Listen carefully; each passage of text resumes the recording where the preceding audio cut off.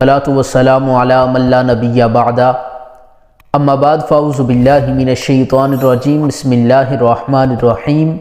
آج ایک بار پھر ہم انوار شریعت پروگرام میں حاضر ہیں، آپ سب کو خوش آمدید کہتے ہیں۔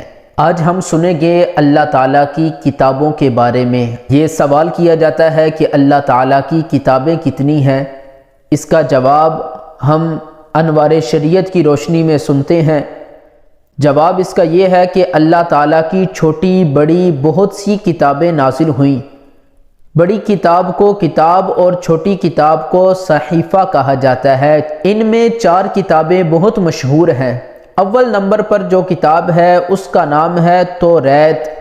یہ حضرت موسیٰ علیہ السلام آپ پر نازل ہوئی۔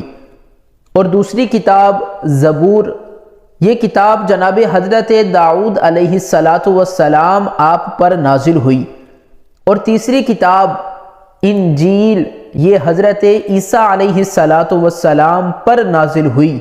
اور چوتھی کتاب قرآن مجید فرقان حمید ہے، جو تیرے اور میرے لجپال کریم آقا پر نازل ہوئی۔ سوال پوچھا جاتا ہے کہ قرآن پاک ایک دفعہ نازل ہوا یا تھوڑا تھوڑا کر کے نازل ہوا؟ اس کا جواب سنتے ہیں۔ پورا قرآن مجید ایک دفعہ اکٹھا نازل نہیں ہوا، بلکہ ضرورت کے مطابق 23 برس تک تھوڑا تھوڑا نازل ہوتا رہا۔ 23 سال کے عرصے میں یہ قرآن مجید فرقان حمید نازل ہوا۔ سوال کیا جاتا ہے کہ کیا قرآن پاک کی ہر سورت پر ایمان لانا ضروری ہے؟ اس کا جواب سنتے ہیں۔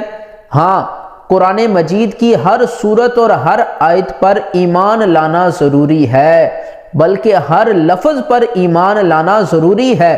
اگر ایک آیت کا بھی انکار کر دے یا یہ کہہ دے کہ قرآن جیسا نازل ہوا تھا اب ویسا نہیں بلکہ گھٹا بڑھا دیا گیا ہے، تو وہ بندہ کافر ہو جائے گا، دائرہ اسلام سے نکل جائے گا۔ تو یہ وہ کتاب ہے جس کے بارے میں فرمایا گیا لا ریب فی، اس میں شک کی تو گنجائش ہی نہیں۔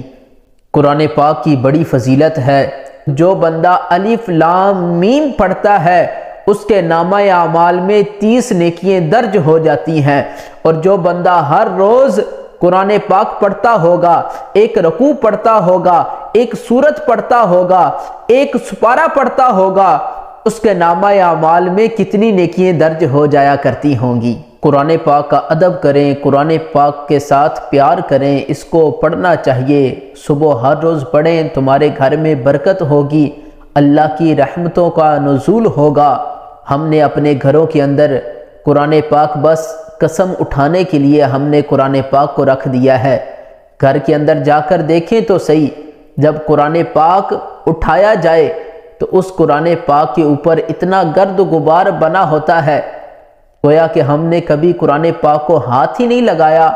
آج سے یہ نیت کر لیں کہ انشاءاللہ العزیز کم سے کم ہم قرآن پاک کا ہر روز ایک رکوع ضرور پڑھیں گے۔